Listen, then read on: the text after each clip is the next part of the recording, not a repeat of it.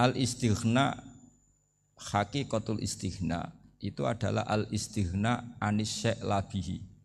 Jadi pemenuhan kebutuhan yang sebenarnya adalah kita berusaha menghindari sebanyak mungkin kebutuhan yang sekunder, yang enggak penting. Bukan memenuhi semua yang kita inginkan. Jadi misalnya begini ya, kalau kita lapar, itu keinginan kita itu makan enak apa asal makan? Tentu jawabannya asal makan yang sehat. Tapi kalau nuruti nafsu kita, makannya yang enak, teman makan ya enak, terus di warung yang favorit. Ini kan satu kebodohan. Kenapa untuk makan saja butuh definisi sekian banyak? Yang kita harus kecewa, warung favoritnya bisa sudah tutup, atau kita ke sana harus macet, ribet. Yang benar-benar arif dan bijaksana itu adalah al-istighna anis syai'. Sesuatu yang tidak mendesak itu jangan jadikan kebutuhan. Sehingga kalau kita puasa misalnya, semua makanan itu enak karena kita sangat lapar. Sehingga Abul Qasim Al-Junaidi ketika ditanya, ma'idamu to'am, lauk makanan itu apa? Jawabannya lucu, alju, lapar. Kalau kamu lapar ya semuanya enak. Ini sudah mulai hilang. Kita bilang makan enak itu ya sate, ya gulai, ya pizza yang kita senang. Akhirnya apa? Untuk nikmatnya Allah itu kita jadi ribet.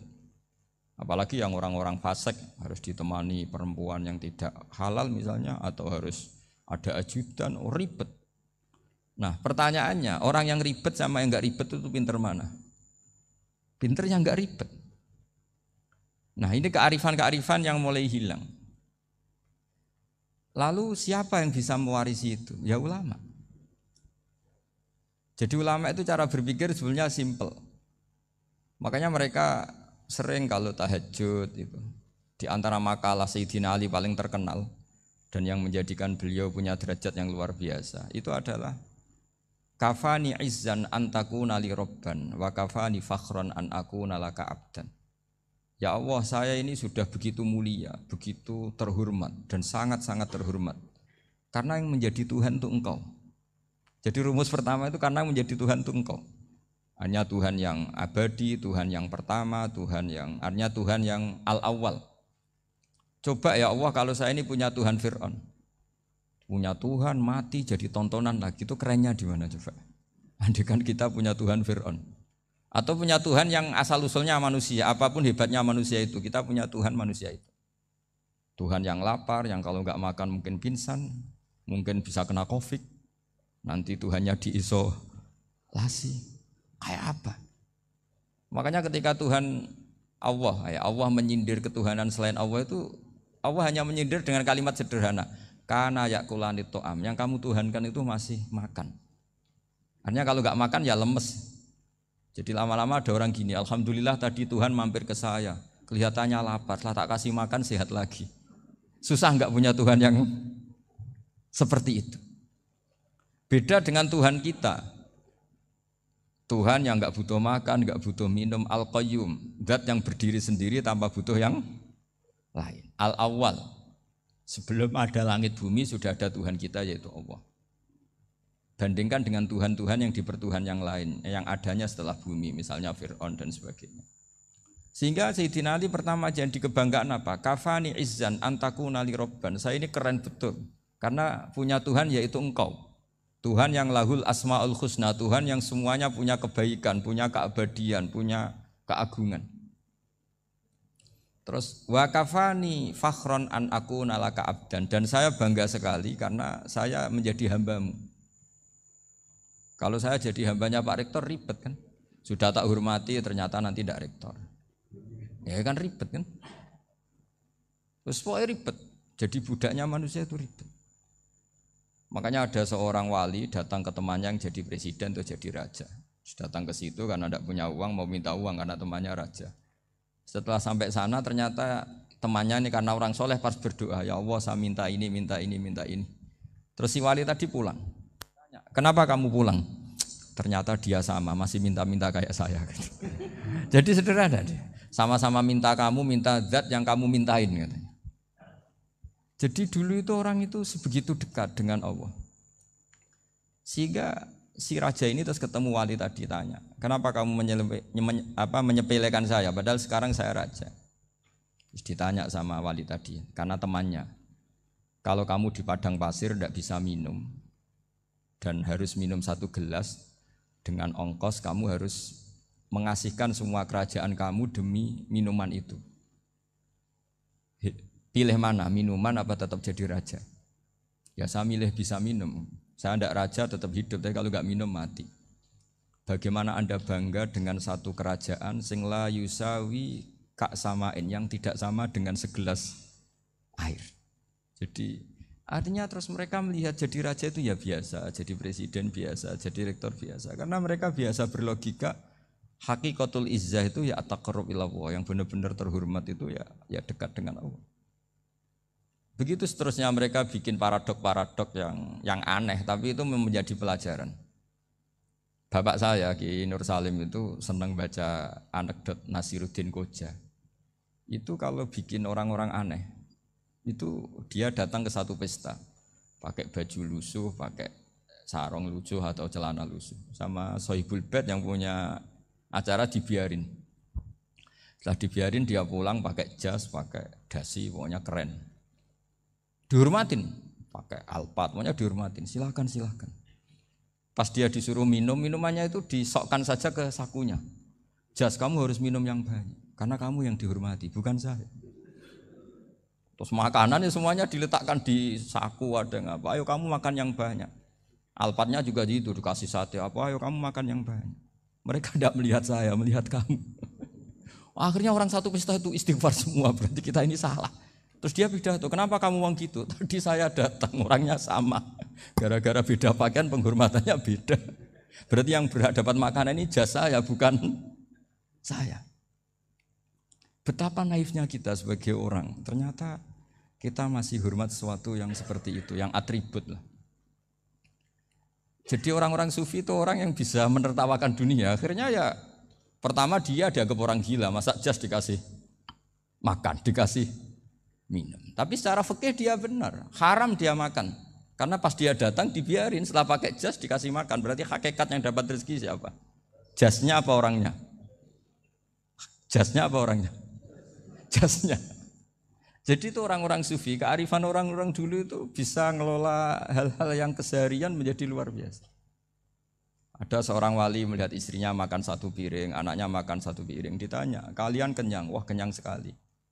Melihat anaknya minum kopi 1 cingkir, senang. Kalian senang sekali. Wah, kalau senang dengan hal-hal yang murah bisa, ngapain harus senang dengan hal-hal yang mewah? Bodoh sekali saya. Sehingga terus mereka bisa qanaah. Qanaah itu ya hidup itu simpel, sederhana. Jadi tentu saya tidak akan ngomong yang muluk-muluk, selain itu tidak bidang saya juga apa ya. Kita ini butuh obat di kondisi Covid seperti ini, butuh kesederhanaan, butuh apa ya? Istighna tadi, kita harus istighna billah an ghairillah. Jadi sudah cukup bahwa Allah ini segalanya. Sehingga tadi saya dengarin himnenya Unisula, yang paling saya kagum adalah dimulai dengan kalimat-kalimat thayyibah. Di antara tugas suci Nabi Ibrahim dan semua nabi adalah wa ja'alaha kalimatam baqiyatan fi aqibi. Nabi Ibrahim itu nabi yang diberi gelar Allah. Dia adalah nabi yang menjadikan kalimat tauhid itu kalimat yang abadi. Fi akibih, di anak turunnya, di semua generasinya, baik anak turun karena gen maupun karena pembinaan, karena pendidikan. Ini penting sekali saya utarakan karena apa? Satu kehidupan itu sebenarnya digerakkan oleh kata-kata, oleh moto kalau bahasa modern. Sehingga banyak ulama mengatakan al-ibarat kutun li'ailatil mustami'in, bahwa redaksi atau moto atau pegangan hidup itu penggerak kehidupan. Sehingga sebetulnya manusia itu digerakkan oleh kalimah-kalimah itu, oleh moto-moto itu, oleh prinsip-prinsip hidup itu. Misalnya orang Palestina itu tiap hari ke pasar gitu. Mereka ke laut gitu. Ditanya, kenapa tidak takut tembak Israel?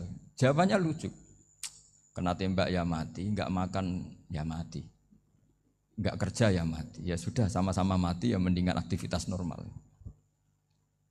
Tapi saya tidak menyarankan itu untuk melawan Covid. Ini cerita saja. Kamu jangan provokator itu. Karena ini wilayah sensitif. Jadi banyak orang yang poligami, kalau ditanya alasannya gitu, istri satu ya cerewet, dua ya cerewet, mendingan empat katanya. Ya banyak ya gitu. Tapi ada yang kebalikan, istri satu cerewet saja hampir jantungan, apalagi empat, tinggal matinya kan gitu. Itu semua yang menggerakkan itu kalimat. Kalimat itu satu pegangan. Banyak orang loh yang nggak ingin jadi rektor tuh banyak loh Pak Bejo. Jangan kira semua dosen ingin jadi rektor. Melihat rektor sibuk rapat, mempertahankan reputasi Unisula, terus sering pegang kepala. Ngapain repot-repot? Jadi tukang sapu aja dapat gaji, ngopi, rokokan, selesai. Bodoh amat jadi rektor, mikir orang banyak. Banyak loh orang yang nggak ingin jadi presiden tuh banyak. Karena ngopi nyaman, nggak ada yang ganggu. Mau tidur sampai jam 9 siang juga nggak ada yang ganggu. Sehingga mereka melihat pegawai negeri itu gak keren, orang kok diatur jam, disiplin. Itu memang cara Allah membagi rahmat. Mau kamu apakan coba? Cara syukurnya dia seperti itu. Bapak saya dulu tuh sering ngajarin saya, diajak jalan-jalan pagi-pagi. Melihat orang ngopi, makan uduk itu bapak seneng. Kok enak jadi wong awam. Ngene esuk-esuk nyemak bocah kesel kabeh kono enak ngopi rokokan. Bapak kadang iri sama orang awam itu iri. Sudah gitu berharap masuk surga kan enak sudah gitu. Tahu-tahu mati, tidak tahu ke surga apa ke neraka ya tidak tahu. Jadi nah, orang dulu itu orang yang bisa mensederhanakan dunia. Sehingga ya sudah cara bahagia. Makanya saya alhamdulillah saya ini kerjasama sama UII sama beberapa kampus. Memang amdan itu sengaja. Kampus itu ya punya sistem yang nggak bisa mewakili sistem kiai. Kiai juga punya sistem yang nggak terwakili oleh kampus juga sebaliknya saling melengkapi. Saya sering ketemu rektor UII, rektor kampus-kampus Islam. Mereka cerita, Gus pendidikan pondok harusnya dimodernkan gini-gini. Saya bilang, kalau pondok modern kayak kampus itu nanti saya ketemu Allah tidak bisa jawab. Kenapa Gus? Saya beri contoh gini. Kalau misalnya perempuan perawan lah atau apa saja, namanya perempuan, mau tanya tentang menstruasi atau haid. Kalau semuanya sistem kampus, dia harus kuliah dulu. Registrasi dulu, kuliah dulu, bayar dulu. Dan dapat jawabannya nunggu mata kuliah pas itu. Bandingkan kalau sistem pondok, saya tuh sering ke pasar sama anak saya dicegat sama ibu-ibu. Gus, anak saya ngalami gini-gini, keluar darah terus menerus, nggak 6 hari tapi 1 bulan penuh. Itu hukumnya apa Gus ya? Nanti saya mau sowan ke jenengan. Nggak usah sowan di sini aja. Ya sudah.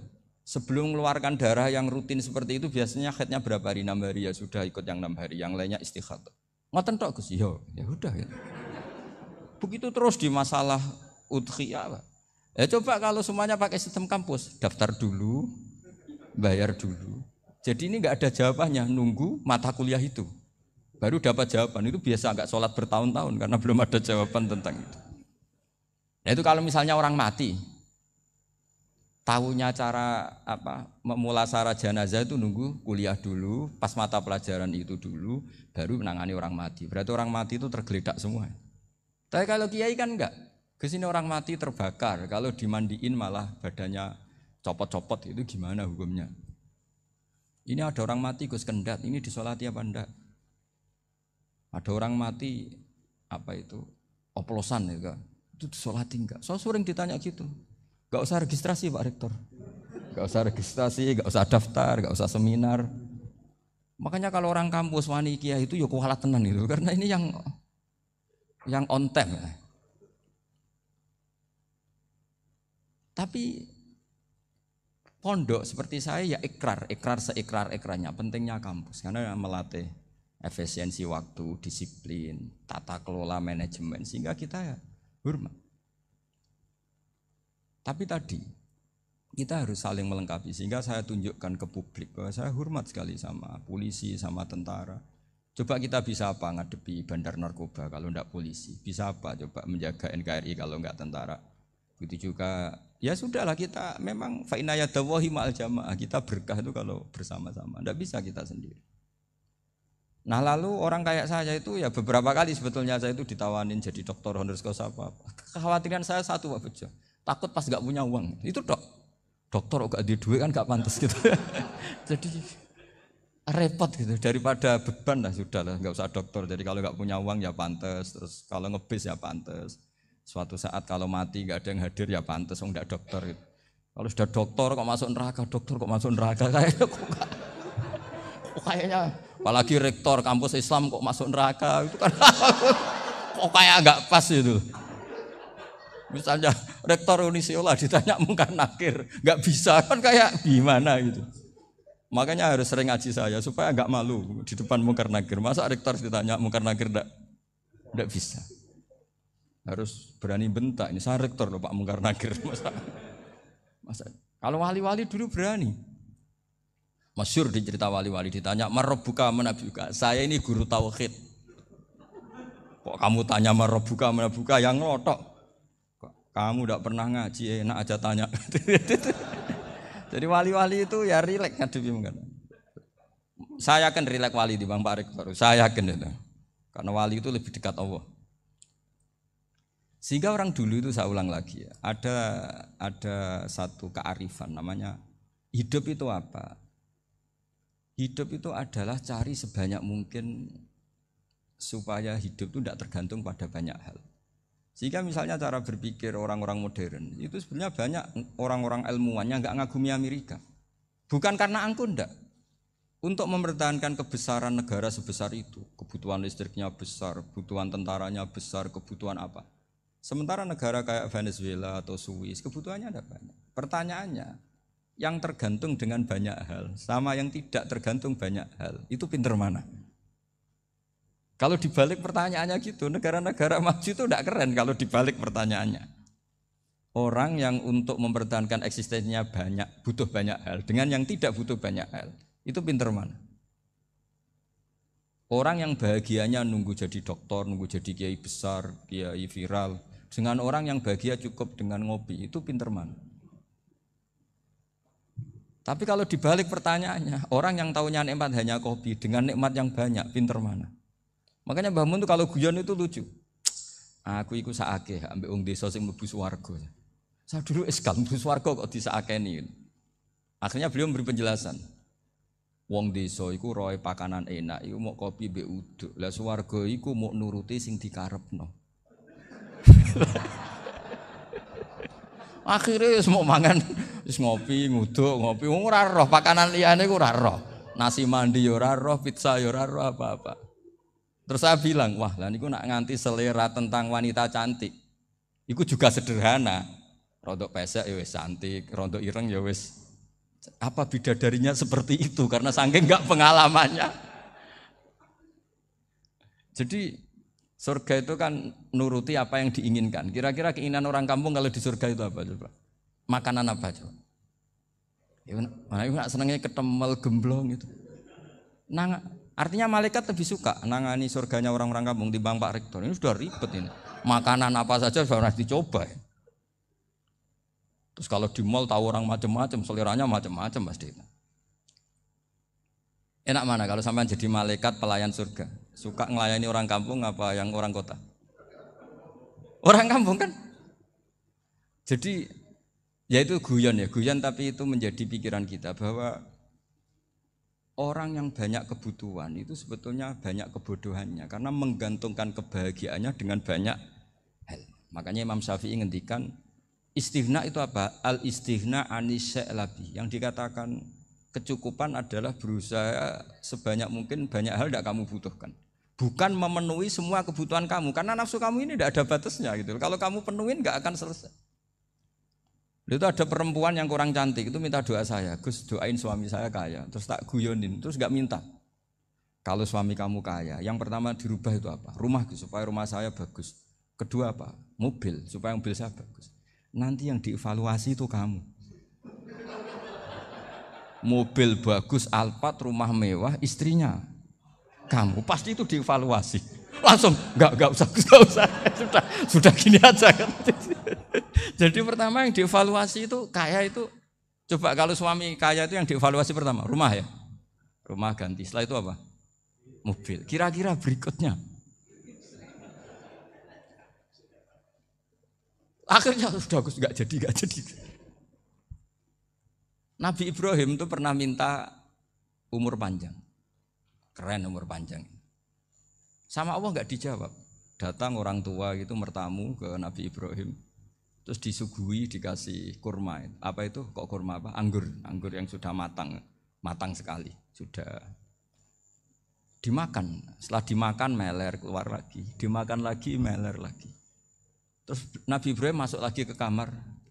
Ya Allah, doanya tak cancel. Nanti kalau saya tua kayak itu.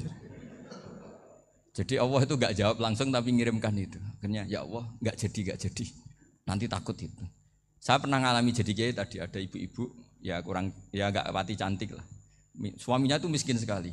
Minta doa saya supaya kaya, bareng tak kasih pertimbangan itu udah enggak usah, enggak jadi. Jadi itu kearifan. Tapi kearifan ini harus kita tanamkan. Saya enggak bisa membayangkan Indonesia yang besar ini, andai kan enggak ada qanaah, nerimo ing pantum. Coba sekarang ada Covid. Andai kan Indonesia tuh kayak Perancis. Saya beberapa kali punya tamu orang yang hidup lama di Perancis, bahkan dapat istri orang Perancis. Itu dulu enggak begitu mencintai Indonesia. Tapi setelah di Perancis 2 tahun, wah Indonesia hebat. Di Perancis itu kata dia kalau cerita, semua kebutuhan masyarakat itu dibebankan ke negara. Apa saja minta negara, apa saja nyoal negara. Sementara Indonesia, coba kalau Indonesia mengalami seperti ini kok tidak ada qanaah rimo ing pantum, bisa kios Indonesia. Orang miskin nyalahkan negara, kelaparan nyalahkan negara, apa saja. Tapi barokahnya dididik kiai, jogeman nyalahno wong liya. Urip pun romo ing pandum, diame. Sampai enggak ngerti kalau Covid. Banyak tuh orang-orang kampung itu, orang lugu-lugu itu. Mbah niki saking Covid, salam ning Covid muga-muga umure panjang. Dikira Covid itu nama orang yang ahli sosial itu. Mbah niki dana saking Covid. Matur nuwun sampekno salamku muga-muga umur panjang. Bingung kan yang nganterin ini. Ini gimana yang mau menjelaskan? Memang enggak paham. Ribet kan. Tapi saya pastikan bahwa dengan keadaan seperti ini kita bahagia, kita stabil, itu jelas barokahnya kalimat tadi, moto tadi atau pegangan hidup tadi. Makanya disebut al-ibarat qutun li'ailatil mustami'in, bahwa redaksi atau kata-kata atau pegangan atau filosofi hidup, apalah namanya itu adalah penyemangat. Penyemangat. Karena kata-kata ini memang luar biasa. Ketika sahabat perang demi kebenaran, zaman itu ya pasti benar karena yang dibela Nabi. Dulu itu kan enak zaman Nabi, yang dibela mesti benarnya, musuhnya mesti salahnya. Sehingga dulu itu memang harus tegas. Kalau sekarang mau tegas gimana? Yang kamu bela tidak mesti benar, musuhnya tidak mesti salah. Ribet kan kalau misalnya saya tukaran sama Pak Rektor, kamu mau bela mana kan bingung. Saya tidak mesti benar, saya tidak Nabi. Pak Rektor apalagi nggak mesti benar lagi kan? Ribet kan?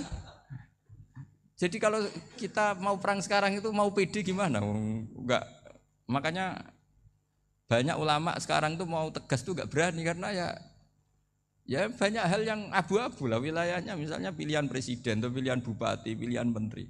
Kamu mati-matian bela itu, yang kamu bela tidak mesti benar, musuh kamu tidak mesti salah. Misalnya pilihan bupati, wah ini kabupaten ini baik kalau bupatinya ini, yang satu bilang ini, terus tim suksesnya kamu tanya, kamu yakin? Ya tidak juga. Lah kenapa semangat? Kan saya botohnya paling alasannya ya itu aja, bukan yang lain. Beda dengan zaman Nabi, nabinya mesti benar, Abu Jahalnya mesti salah, kan enak aturan mainnya jelas. Singkat cerita dalam perang itu banyak sahabat yang ngalami luka, ngalami apa gitu. Kemudian curhat ke Nabi, ya Nabi gara-gara derekkan jenengan, ngikuti jenengan saya harus ngalami seperti ini. Ngiranya orang itu diapresiasi sama Allah keluarnya. Ternyata sama Allah enggak diapresiasi. Malah diturunkan ayat intakunu ta'lamuna fa innahum ya'lamuna kama ta'lamun wa tarjuna minallah ma'ala yarjun. Kalau kamu sakit karena perang, orang-orang kafir itu ya sakit, itu saja berani padahal demi kekafiran. Wa tarjuna minallah ma'ala yarjun, padahal kamu punya nilai lebih yaitu berharap kepada Allah yang mereka tidak punya. Saya jadi kiai itu ya kadang mangkel. Karena yang benci ya benci, yang seneng itu ngel-ngel loh kayak Pak Bejo. Jadi semuanya ribet. Lah iya, yang benci ya ganggu, yang seneng ya ganggu, tambah nemen. Seribet. Tapi kalau sudah ingat bandar narkoba. Mereka berhadapan dengan polisi, kadang ditembak karena kesalahannya terlalu fatal. Antar persaingan mereka juga bisa tembak-tembakan karena merebut pasar narkoba. Itu saja mereka berani. Kok kita yang jadi kiai kadang dicium tangannya, dihormati gak berani, hanya takut musibah-musibah kecil lah, atau problem-problem kecil. Lah iya, kalau kita bandingannya gitu. Kalau kamu mau tahajud kedinginan, itu masih nanti dihisab Allah itu gitu. Maling ayam itu keluar malam-malam, hanya dapat ayam. Itu gak takut dingin. Ya gak takut digebuki masa. Kamu mau tahajud saja takut dingin. Makanya nanti hisabnya orang soleh itu nanti dijajarkan orang dolim. Terus diperbandingkan. Wah itu habis kamu kalau itu. Jadi misalnya Unisula mau rapat, tapi ini malam, kalau malam dingin nanti saya masuk angin. Anak-anak pang di perapatan aja berani kamu. Kalau sudah perbandingannya gitu tuh ribet kita nanti. Makanya itu kalimat itu moto atau filosofi hidup. Sehingga diulang lagi nasihat itu. Iyam saskum korhun faqad masal qoma korhum mislu. Kalau kamu kena luka, orang-orang yang enggak benar juga akan kena luka. Itu aja berani demi ketidakbenaran. Masa kamu demi kebenaran enggak berani? Akhirnya orang itu, itu kalimat, itu heroik. Makanya kita ini penting ya, makanya tadi himne Unisula dimulai kalimat thayyibah. Karena kalimat ini yang menjaga kita, kalimat ini. Misalnya tentang Tuhan. Kenapa orang Islam imannya kokoh seperti ini, termasuk yang sudah hidup di Amerika, di Australia, di mana-mana. Itu ya barokahnya ajaran atau barokahnya kalimah. Saya sebut kalimah saja pakai bahasa santri. Karena la ilaha illallah itu dalam tradisi santri disebut kalimatu haqqin alaiha nahya wa alaiha namut wa alaiha nub'ats. Ada yang riwayat wa biha nub'ats insyaallah taala minal aminin. Kenapa mereka di mana-mana meskipun sekolah di Amerika, di Australia, bahkan di Uni Soviet tetap mukmin? Itu barokahnya ajaran yang benar. Allah itu siapa? Tuhan. Tuhan itu sifat dasarnya apa? Awal. Dia harus wujud awal sebelum makhluk yang lain. Sehingga ketika ada negara yang maju, yang tertib, manajemennya tertib, masyarakatnya makmur, tapi punya Tuhan yang tidak seperti itu, tidak awal, itu sudah gak nyaman. Karena ndaklah keren Tuhan saya, karena Tuhan saya itu al-awwal, zat yang pertama. Tuhan saya keren lah, zat yang gak mati. Tuhan yang gak mati, yang gak pernah mengalami kematian. Sehingga tontonan atau yang dilihat kenikmatan-kenikmatan yang lain ini tidak mengubah dia pendirian tentang Tuhan. Karena mantapnya satu kalimat tadi bahwa Tuhan itu ya harus satu, harus awal, harus tidak mati, tidak rusak, tidak mengalami apa-apa yang membahayakan. Sehingga ketika ditawarin Tuhan yang lain meskipun menjanjikan secara finansial atau kemakmuran, mereka gak tertarik. Itu coba, itu barokahnya makmur apa barokahnya ajaran?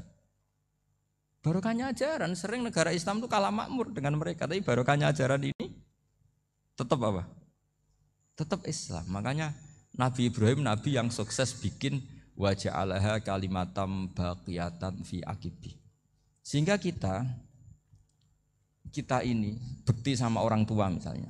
Itu ya karena ajaran. Suwargamu itu karek wong tuamu. Nak wong tuamu ridho, Allah ridho. Nak ora ridho, Allah ora ridho. Ridho wa fi ridhol walidain wa sakhatu wa sukhtu wa fi sakhatil. Sehingga ketika ada orang tua yang agak brengsek gitu, anak-anak tetap hormat. Punya orang tua yang miskin, yang sudah miskin, tukang tombok nomor, banyak kan di kampung gitu. Ya tetap hormat. Coba kalau dari awal kita ngajari orang tua kamu hormati ya, kalau baik, kalau enggak usah. Bisa geger Indonesia. Tapi barokahnya ajaran-ajaran itu Indonesia tertib karena ada ajaran. Nah ini di sini pesantren dan Unisula semua harus berkontribusi membuat ajaran yang benar itu adalah ciri utama Islam. Sehingga Islam ini dimulai dengan ajaran kalimatu haqqin alaiha nahya wa alaiha namut. Sehingga kita tenang seperti ini. Saya ini termasuk kiai yang tenang. Meskipun kata orang banyak saya ini kiai besar, tapi termasuk kiai yang paling tenang. Termasuk yang paling tenang. Karena saya ini pakai mazhab orang-orang hebat. Saya berkali-kali cerita, orang kayak Imam Syafi'i itu orang yang luar biasa. Saya berkali-kali cerita, orang yang tadi nyium tangan kamu ya Imam Syafi'i, di belakang tuh ngerasani kamu, menghujat kamu. Jawabannya enak saja. Berarti saya alhamdulillah orang yang wibawa. Buktinya di depan saya nggak berani. Jadi enteng saja. Diceritain sebagian kampung, sebagian separuh dari warga kamu itu nggak suka kamu. Ya bagus lah nggak suka saya, nggak akan utang duit saya. Di mana-mana orang utang itu karena teman dekat. Kalau nggak seneng pasti minimal nggak utang, nggak pinjam mobil, nggak pinjam apa. Berkah mana yang seneng sama yang gede? Jadi dianggap enteng saja. Semua yang dialamin dianggap enteng saja. Misalnya punya istri pemarah, ya baguslah marahin suami. Kalau marahin tonggo malah ribet. Jadi kamu harus terima kasih kalau dimarahin istri. Baguslah marahin saya mah, kalau marahin tonggo ribet. Jadi enteng saja. Tapi kita sekarang itu karena nafsu ya, sehingga menghadapi hidup ini ribet. Ulama dulu kalau mau mati itu senangnya bukan main. Sudah lama saya ini ingin gak maksiat. Kayaknya gak maksiat paling efektif itu mati. Ya tidak apa-apa Gusti, kalau sebaiknya mati ya mati aja. Enteng saja. Jadi melihat kematian itu akhir dari segala keburukan atau potensi keburukan. Apapun baik kita sekarang, suatu saat mungkin kita gak baik. Yang bisa menghentikan ketidakbaikan atau potensi ketidakbaikan itu apa coba? Mati kan? Berarti mati itu mengerikan apa menyenangkan? Mesti kamu tidak berani menjawab. Meskipun secara ilmu kamu berani, tapi secara rasa agak berani kan? Saya ulang lagi ya, yang bisa menghentikan keburukan atau potensi keburukan itu apa coba? Apa? Kematian. Berarti kematian itu menyenangkan atau menyusahkan? Apapun kamu tidak berani jawab karena kamu agak-agak duniawi itu kelihatannya. Tapi secara ilmu, kamu tahu kan kalau mati itu tidak buruk-buruk banget. Karena apa? Itu akhir dari segala keburukan. Sehingga Nabi ngajarkan kalimat itu begitu luar biasa. Allahumma ahyini maka natil hayatu khairan li wa tawaffani maka natil wafatu khairan li. Nabi melihat dunia itu begitu indah. Ya Allah, kalau saya ini hidup, anggap saja hidup ini ziyadatan li fi kulli khairin, menjadi modal saya menambah segala kebaikan. Jika suatu saat saya mati, anggap mawon rohatan li min kulli syarrin, itu akhir dari segala keburukan saya. Sehingga mati hidup ya baik karena di situ kita bisa berkontribusi beramal soleh. Mati juga baik karena mengakhiri segala keburukan. Nabi nate ngendikan lagi, ajaban li amril mukmini inna amrohu kullahu khair. Orang mukmin itu mengagumkan, semuanya baik. In asobathu na'ma syakara fakana khairan lah. Kalau baru dapat nikmat dia syukur, maka itu baik. Wa in asobatu dharra sabara, kalau dapat masalah mereka sabar, itu juga baik. Sehingga orang mukmin dua sisinya pasti baik. Itu juga kalimat, maksudnya moto atau pegangan hidup. Nah berikut ini saya beri contoh, ini kenangan saya, ini contoh terakhir. Masalah jadi orang terkenal maupun tidak. Di sini dicontohkan Imam Ghazali di halaman 367 di kitab saya 367.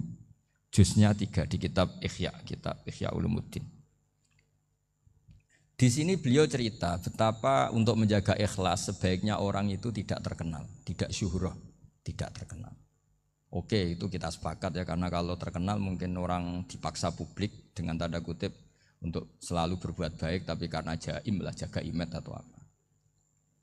Tapi ketika dibalik pertanyaannya, kamu rela yang terkenal itu orang enggak benar, sementara yang orang benar itu enggak terkenal.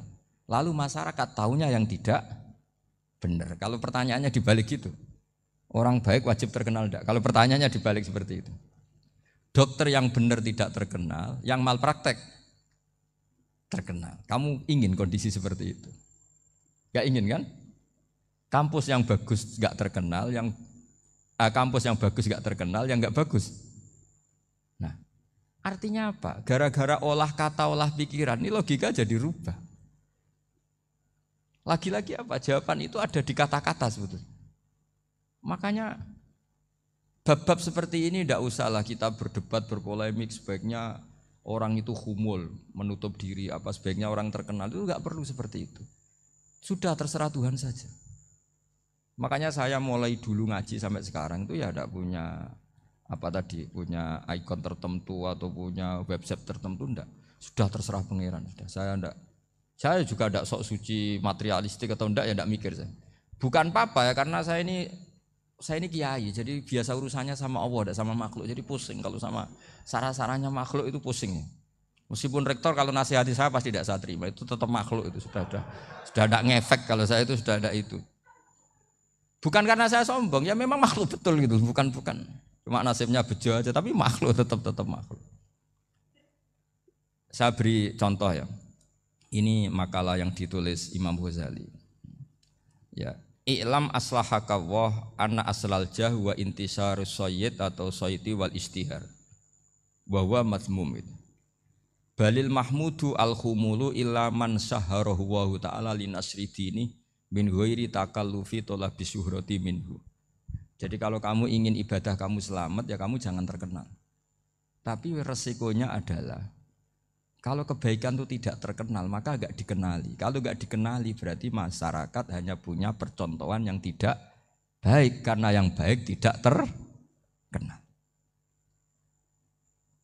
Jadi itulah ulama-ulama dulu. Jadi apa-apa itu dibanding-bandingkan.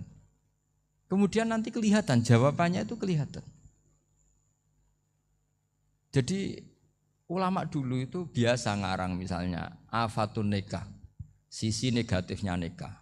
Harus ngrumat istri, harus macam-macam, kalau terlantar itu ya dosa. Seperti tadi Pak Marsudi cerita, kalau orang ngapalkan Quran itu takut lupa, kalau lupa itu jadi dosa. Pertanyaannya, kalau semua orang takut lupa, takut dosa, semua orang enggak hafal Quran karena potongan-potongan lupa. Cara berpikir tidak seperti itu. Kalau berpikir ya namanya hafalan ya inginnya hafal, kan enggak ingin lupa. Lah nanti kalau takdirnya lupa karena hal-hal yang dimaklumi oleh syariat itu enggak yang termasuk dosa. Yang dosa itu lupa takliwiri udhrin syar'iyyin, lupa yang tidak ada sebab yang apa? Syar'i. Tapi lupa bawaan EQ-nya enggak bagus. Lupa bawaan sering dibentak. Oh itu enggak masalah karena bawaannya orang tertekan itu ya lupa. Coba kamu hafal Quran. Terus punya kredit jatuh tempo. Pas hari itu aku yakin enggak cerdas sudah.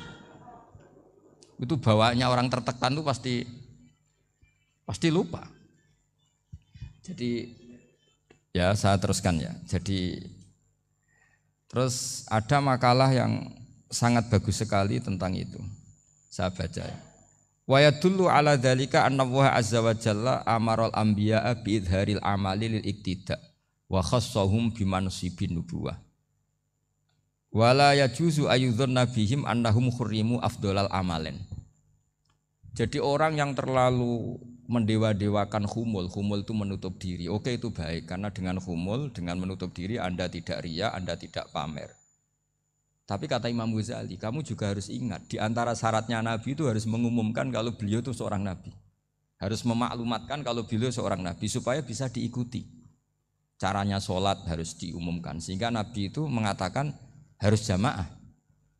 Karena dengan cara jamaah itu bisa shollu kama ra'aitumuni usolli. Coba kalau Nabi sholatnya enggak diperlihatkan, kamu harus sholat yang benar. Caranya gimana ya Rasulullah? Itu rahasia. Bingung enggak kira-kira? Bingung enggak? Ya misalnya amal rahasia selalu lebih baik. Terus ada pertanyaan, Nabi ngendikan kamu sholat yang benar. Caranya gimana Nabi? Ya itu rahasia. Terus gimana coba? Tapi Nabi ngendikan apa? Shollu kama ra'aitumuni usolli. Ya sudah kamu sholat, niru saya sholat. Berarti Nabi sholatnya diperlihatkan apa disembunyikan? Diperlihatkan. Jadi begitu juga saya berkali-kali bilang, orang tahu kalau itu bidan ya berdasar tulisan itu bidan. Tahu kalau itu dokter gigi ya itu dokter gigi. Jangan sampai gara-gara tidak ada tulisan mau beli alat bangunan di dokter gigi. Mau periksa gigi di toko bangunan. Gara-gara apa? Enggak ada maklumat. Nah, di sini ulama-ulama selalu memaklumatkan dirinya. Termasuk Imam Ghazali ketika ngarang kitab dinamai Ihya Ulumuddin, bahwa kitab ini bisa menghidupkan ilmu-ilmu agama yang mulai hilang. Begitu seterusnya. Jadi ini ngaji ya. Jadi orang itu harus ngerti ya. Jadi jangan nuruti emosi sendiri atau logika sendiri. Bahwa saya suka humul, ya monggo. Agama Islam menyediakan sarana itu. Uzlah itu ya punya sisi kebaikannya sendiri. Tapi syuhrah terkenal asal tidak nuruti nafsu juga punya sisi kebaikannya sendiri. Setidaknya umat ini punya satu master kebaikan yang mudah diakses. Tapi tadi saya ulang lagi, jangan karena hadun nafsi, jangan karena kepentingan pribadi. Makanya di sini disebutkan wa yadullu ala dzalika ala syuhrah anna wa ta'ala amarul anbiya bi idzharil amal lil iktida. Allah selalu memerintahkan para nabi kalau ngamal kebaikan ya harus dimunculkan supaya bisa ditiru. Yaitu tadi kita tidak bisa bayangkan kan kalau misalnya Nabi menyuruh kamu harus sholat yang benar, kemudian sholatnya Nabi sembunyi. Lalu ditanya, Nabi saya niru siapa? Wah itu rahasia, kamu nggak boleh lihat sholat saya, saat takut tidak ikhlas. Ribet kan? Sehingga jamaah itu statusnya tetap harus. Nah bedanya harus ini ulama berpendapat harus yang apa? Fardu kifayah, tapi fardu itu maknanya harus. Tapi bukan berarti kalau nggak jamaah sholatnya nggak sah, nggak. Tetap tapi statusnya jamaah tetap apa? Harus. Nah barokahnya harus ini orang yang baru sholat, sholatnya langsung benar karena ada yang diikutin. Coba kalau mantan dukun baru sholat terus sholat sendiri, itu mesti mirip mantra. Karena dia tidak ada master percontohannya. Tapi barokahnya ada master, orang paling bodoh pun kalau sholat ya benar. Karena standar ada komandonya, ada imamnya. Sehingga Imam Ahmad malah berpikir keras. Syarat sahnya sholat itu harus jamaah. Cara pikirannya Imam Ahmad, keras sekali beliau. Sehingga kalau orang sholat sendiri kok ada orang lain yang maunya berjamaah harus bayar, orang itu harus bayar demi sahnya sholat. Itu madzhabnya Imam Ahmad.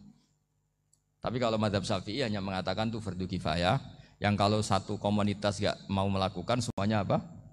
Dosa. Ya jadi ini sebelum sesi ringan tanya jawab, hanya 2 saja tanyanya, nggak boleh banyak-banyak, nanti nggak pulang-pulang saya.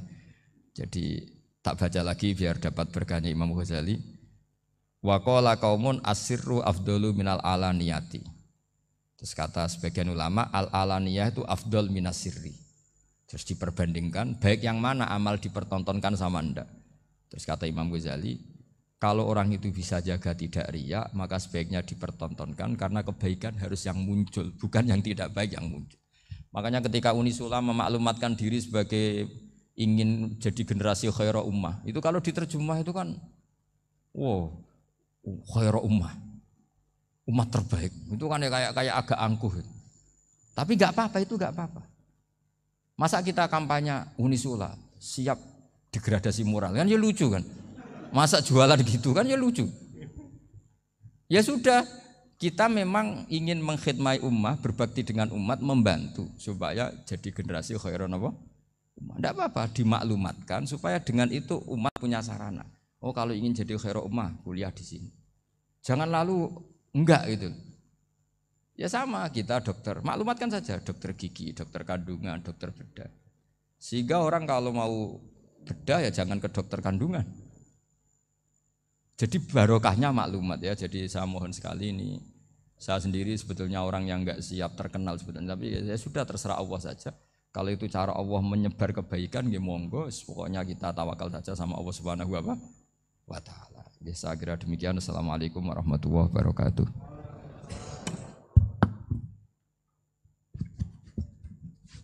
Matur suwun Gus. Alhamdulillah sesi tanya jawab. Gus, 2 ya, ini ada dari Yogi Banjarmasin, 1 tipe dengan Ahmad Banyuwangi, 1 tipe dengan Rizka Pekanbaru. Yang dari Banjarmasin itu, Gus mohon izin ngaji lewat jarak jauh, baik melalui YouTube ataupun lewat medsos. Namun sanadnya bagaimana Gus? Sebab masa kini belum bisa ketemu langsung. Terus Rizka Pekanbaru ini trik mendidik akidah anak sejak dini, pripun.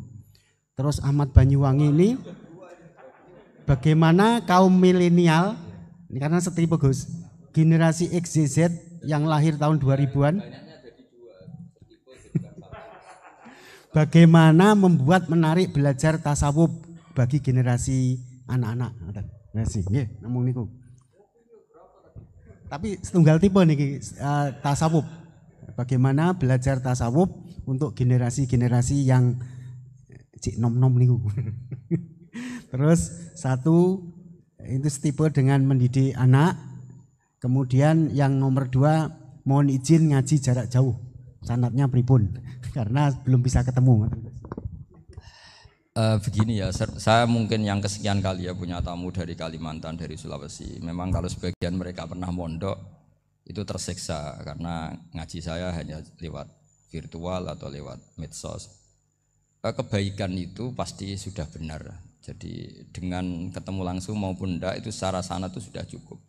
Cuma ada beberapa kebenaran yang butuh jelimet, butuh tahqiq, itu yang harus ketemu langsung. Tapi kalau yang kebenaran-kebenaran umum itu tidak perlu, karena kebenaran itu bahasa lainnya itu al-ma'ruf, sesuatu yang mudah dikenali oleh akal, oleh nurani, oleh komunitas, oleh sistem sosial. Sementara mungkar itu sesuatu yang aneh. Andai kan tidak ada agama pun, orang akan bilang selingkuh itu mungkar. Andai kan tidak ada agama pun, sesuatu milik siapa harus jelas. Sehingga diaturlah ini istrinya ini istrinya ini barangnya ini. Yang paling berhak make apa ya yang punya kan. Makanya nikah itu disebut ma'ruf. Yang boleh make ya yang punya. Misalnya yang boleh make mobil itu ya yang punya atau yang dapat izin. Itu disebut ma'ruf. Lalu yang enggak punya kok make, itu namanya mungkar. Ya aneh enggak punya kok make tanpa izin. Sehingga kebaikan-kebaikan seperti ini enggak butuh sanad karena semua orang pasti kenal. Makanya disebut kebaikan itu al-ma'ruf. Kemungkaran disebut mungkar. Jadi ma'ruf maknanya arafahul aklu, akal ini mudah menerima. Mungkar maknanya angkarohul aklu, akal ini menjadi aneh. Kan nggak mungkin lah orang yang waras mau ini ada minuman, kalau kamu minum hilang kesadaran, minuman ini halal, itu aneh nggak? Aneh kan? Tapi kalau kebalikannya ini minuman manfaat untuk stamina, manfaat untuk kesehatan, maka ini halal. Nah agama itu datang dengan sesuatu yang ma'ruf dan menolak sesuatu yang mungkar. Nah kebaikan-kebaikan seperti ini itu Pak Rektor gak perlu sanad karena itu sudah lazim, sudah keniscayaan. Lalu ada kebenaran yang butuh detail. Misalnya begini, wali nikah itu siapa? Wali nikah itu adalah bapaknya dan mbahnya misalnya. Nah kalimat dan mbahnya ini salah kalau dalam fikih Islam. Karena mbah dalam bahasa Jawa itu bisa mbah dari ibu. Sementara dalam otoritas Islam nggak memberikan hak ke mbah dari ibu. Seperti ini nggak boleh. Terus misalnya orang Kalimantan menikahkan putrinya dinikahkan oleh mbah dari ibunya hanya karena berdasar fatwa. Oh kemarin Gus Bah atau Kiai siapa dawuh wali itu kalau nggak bapak ya mbah. Wong ini mbahnya. Nah itu butuh detail. Yang dimaksud mbah di bab wali adalah abul ab, bapaknya bapak, bukan sekedar mbah. Nah hal-hal seperti itu mohon sekali untuk tidak kesusu atau tidak tergesa ngambil kesimpulan karena itu butuh fikih yang apa? Detail. Ya butuh fikih yang apa? Detail. Padahal istilahnya sama, wali itu bapak dan mbah. Sehingga dalam kitab-kitab matan misalnya kalau ada fa'ahakul auliya bitazwid abun summa jaddun itu pasti sama Sarah dikritik. Al-aula ayyakula abul ab, seharusnya jangan dikatakan mbah karena kalau mbah memasukkan dari ibu, yang benar adalah abun fa abul ab, bapaknya bapak. Nah, jadi kira-kira gitu Pak Rektor. Gantian jenengan yang menjelaskan ini. Yang nomor 2, kalian bagaimana mendidik akidah dan tasawuf bagi generasi-generasi milenial ini. Ya kayak tadi, tasawuf maupun tauhid maupun ilmu moral apapun itu mudah sekali dididik. Ciri utama agama ini itu ad-dinu yusrun, agama itu mudah. Mudah itu artinya ya nurani nerima ya gampang, akal ya gampang, komunitas ya nerima gampang. Kayak tadi penjelasan saya tentang Tuhan. Ada orang miskin dari Indonesia, misalnya kuliah di Amerika.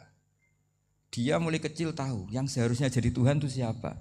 Ya yang menciptakan langit bumi, sebaiknya yang jadi Tuhan itu siapa? Ya yang wujudnya paling awal. Kemudian dikasih alternatif Tuhan yang wujudnya ada tanggalnya. Keren enggak misalnya? Kan terus enggak keren. Kok Tuhan sama buminya kok dulu buminya? Kayaknya kok enggak lah kayak gitu. Artinya barokahnya logika yang sehat ini kan ya setahu saya hampir jarang kan yang murtad masalah tauhid itu. Kalau moral banyak yang agak nakal, tapi secara tauhid jarang yang murtad karena tanaman logika tauhid itu mantap di Indonesia. Mulai kecil kan diajarin wujud, qidam, baqa, mukhalafatul lihawadisi, qiyamuhu fi nafsi. Sama, moral juga gitu. Jong jogeman misoi wong, kena dipisoi sakit enggak. Jangan pernah mencubit orang, dicubit itu sakit. Jadi orang diberi rasa, nggak enak loh disakitin orang, dijotosin orang, ya sudah jangan jotosin orang, nggak enak. Sehingga apa ya, kalau kamu ingin sopan ya disopani harus sopan, kalau ingin dihormati harus menghormati orang lain. Sehingga itu tertanam. Makanya bangsa kita termasuk yang terbaik akhlaknya. Kalau musim haji itu dipuji-puji sama sekian negara karena pantangan lah kita nginjek orang sholat, ngelangkai orang ruko, orang sujud. Kalau orang lain mungkin kan seenaknya. Iya, karena mulai kecil itu dilatih tidak boleh ngelangkai orang, tidak boleh.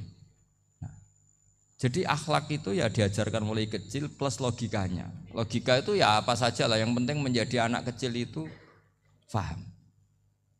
Dan itu mudah, saya ulang lagi mudah, karena agama ini ad-dinu yusrun, agama ini mudah, jadi mudah difahami. Enggak bisa kamu katakan misalnya tasawuf. Tasawuf itu ya gampang kayak tadi, seperti Bapak kalau ngendikan. Makanan yang membuat enak itu karena menunya yang mewah kamu cocok atau karena kamu lapar. Lama-lama orang kan berpikir, ya setiap puasa itu kok tempe enak, tahu enak, tapi kalau sudah buka, sudah kenyang, apa saja semuanya menjadi tidak enak, padahal kualitas menunya masih enak, tapi gara-gara kenyang menjadi tidak enak. Berarti penyebab enak itu lapar apa menu? Lapar. Jadi apa ya, kearifan ini loh yang menjadikan luar biasa. Makanya tadi ada kalimat yang benar, wa ja'alaha kalimatam baqiyatan fi aqibih. Jadi Ibrahim adalah nabi yang sukses menanamkan filosofi kebenaran ke anak cucunya. Dah, yang terakhir, dah. Ini Siti Mutmainah dari Undip. Ya. Maunya bergabung tapi karena terbatas, mohon izin Gus, mengingat mati kebaikannya nopo untuk keluarga maupun pemimpin. Wah, ya bagus lah kalau itu. Kalau di kitab-kitab yang saya baca, ingat mati itu tidak selalu baik, juga tidak selalu buruk. Malah kalau menurut Sayyid Abdul Al-Haddad, khusus yang para pelajar yang mencari ilmu itu enggak baik ibadahnya ingat mati. Karena dia harus dinamis, harus mobil. Kalau ingat mati kan terus lemes. Tapi kalau untuk pejabat harus ingat mati, kalau enggak korupsi terus itu. Harus ingat mati. Jadi kalau manfaat bagi keluarga begini ya, saya merasakan. Ini tanya anak saya itu baru tamat aliyah kemarin. Yang satu barusan mondok sarang baru 2 bulan atau 1 bulan. Itu saya kalau bilang ke anak-anak gini, kamu ketemu saya itu harus spesial. Bisa saja bapak besok itu meninggal. Jadi semua hari itu spesial. Karena jangan-jangan ini kenangan terakhir. Nabi itu kalau ngajari orang supaya sholat khusyuk, sholli ka'annaha sholatu muwaddi'in. Kamu sholat seakan-akan itu sholat terakhir kamu. Oh itu mesti serius. Kamu ketemu istri seakan-akan terakhir pertemuan, kayak mau pergi ke New Zealand atau ke Amerika aja, malam itu spesial karena besok istri saya pergi. Bayangkan kalau itu terakhir mau mati, sampai ngamuk serasido lah kan gitu. Jadi hikmah ingat mati itu makanya Nabi diantara riwayat ya, meskipun riwayat ini diperdebatkan, tapi jelas ini satu petua yang baik. Wa'mal li akhiratika ka'annaka tamutuhud, dan kamu beramal untuk akhiratmu seakan-akan besok itu mati. Maka sholat kita akan spesial. Hidup kita akan spesial karena kenangan kita terbaik ya sekarang, besok sudah mati. Sehingga anak-anak saya itu sama saya itu senang sekali. Saya juga sama anak-anak senang. Karena kesempatan ini tidak selalu ada. Jadi, tapi ada kalimat untuknya wa'mal lidunyaka i'mal lidunyaka ka'annaka ta'isu abadan. Untuk duniawi kamu seakan-akan hidup selamanya. Itu maksudnya itu rileks saja. Misalnya hari ini urusan enggak selesai, besok masih ada hidup. Enggak selesai, besok masih hidup, sehingga rileks. Tapi kalau urusan akhirat harus selesai sekarang karena besok sudah mati. Jadi ingat mati itu positifnya ya tadi, semuanya akan indah. Coba orang yang mau meninggalkan Indonesia, misalnya nyuwun sewu LSM yang biasa demo atau mahasiswa yang biasa demo, terus tawarin, besok kamu kuliah di Rusia. Itu warung apa saja kenangannya baik semua karena mau meninggalkan Indonesia. Tapi kalau tahu gak ninggalkan Indonesia, demo terus. Orang-orang sering demo, tawarin ke luar negeri, kira-kira mau enggak? Pasti lebih suka apa? Indonesia. Orang paling miskin yang ngeluh terus di dunia ngeluh, gak pernah nikmat, tawarin mati, mau enggak? Enggak mau kan? Nah, jadi untuk supaya hidup ini nikmat, Semuanya itu anggap kenangan terbaik Anda dan itu bisa saja kenangan terakhir. Makanya resepnya Nabi supaya sholat khusyuk apa? Sholli sholatam wadiin, kamu sholat ka'anha sholatum wadiin, seakan-akan itu sholat apa? Terakhir. Sehingga terus kita nyaman, kita apa? Dan kita nganggap ini sholat yang terakhir. Nanti ternyata masih lagi. Ya sudah, itu sholat yang terakhir lagi. Sehingga semuanya apa? Spesial. Ya gitu Pak Rektor. Matur suwun. Terima kasih Gus. Ini pertanyaannya total ada 135. Tapi saya himbau kepada para penanya. Ini misalnya ya ada pertanyaan bagaimana kami ini berada di organisasi yang fasilitas materinya itu kecil. Jenengan tidak usah bertanya di saat ini, nanti ikuti YouTube. Itu ada edisi beliau yang terakhir, ada tema ceramah beliau itu sudah menjawab ini. Nanti ikuti di YouTube, bisa menjawab pertanyaan jenengan. Itu ada. Itu sudah ada materinya. Jadi 135 penanya ini mohon dicari search di Google, jawabannya sudah ada di situ semua. Oke. Ya, terakhir ini bagaimana kalau kami materinya sedikit, apakah kami harus ngalah? Ini edisi 3 hari yang lalu Gus Bahak sudah mengeluarkan itu. Nah, gitu. Oke, saya kira demikian nggih. Yang offline sampun ridho? Sampun nggih. Nggih Gus, ngaten saya soalnya paling takut kalau nanti dimarahi beliau. Demikian apa yang bisa kita sajikan kepada para pemirsa baik online maupun offline. Saya selaku moderator yang mendampingi beliau Gus Bahak, mohon maaf apa ada kekeliruan dan hanya ini yang bisa kami sampaikan. Mohon maaf dan selamat mengikuti YouTube beliau yang sangat berseri dan beragenarkan dan sangat mencerahkan. Wassalamualaikum warahmatullahi wabarakatuh.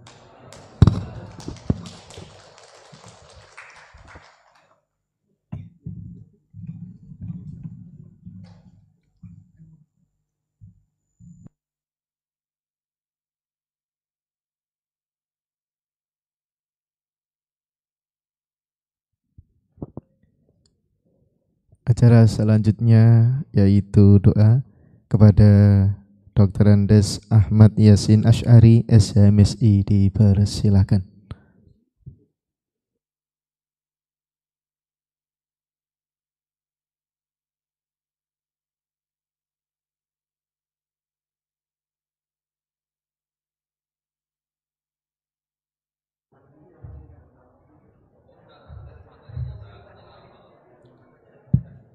Bismillahirrahmanirrahim. Al-Fatihah. A'udzubillahi minasyaitonir rajim.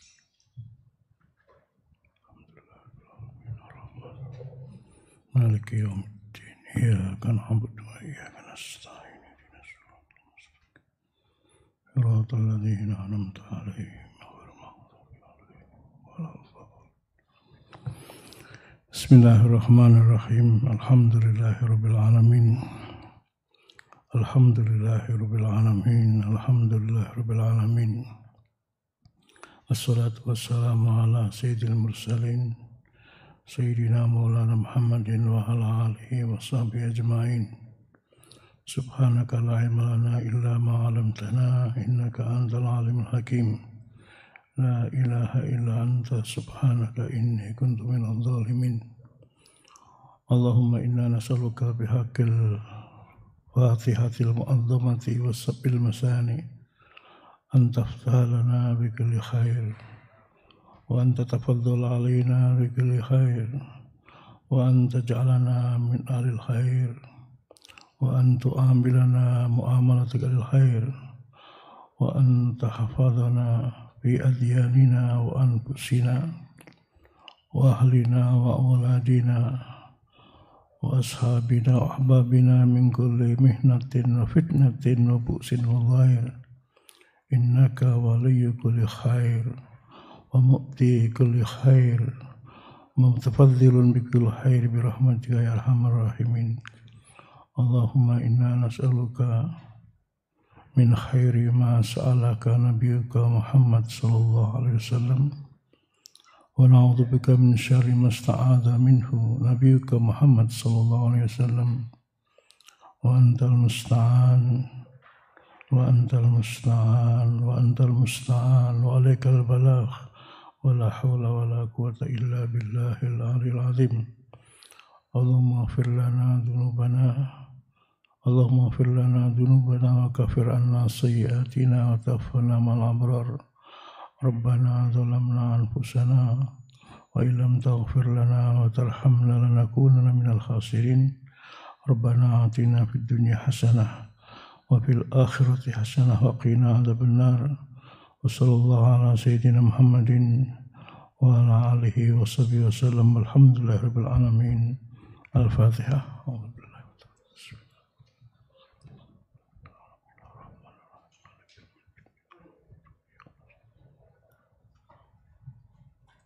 Assalamualaikum warahmatullahi wabarakatuh.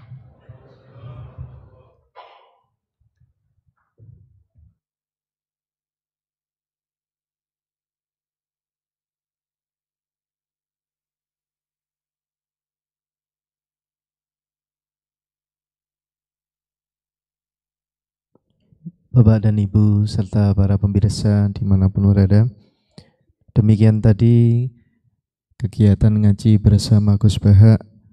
Marilah bersama-sama kita akhiri dengan membaca hamdalah dan doa kafaratul majlis. Alhamdulillahirabbil alamin. Subhanakallahumma wa bihamdika asyhadu an la ilaha illa anta astaghfiruka wa atubu ilaik. Dari kami selaku pembawa acara, mohon maaf yang sebesar-besarnya. Akhirul kalam, wallahul muwaffiq ila aqwamit thoriq. Assalamualaikum warahmatullahi wabarakatuh.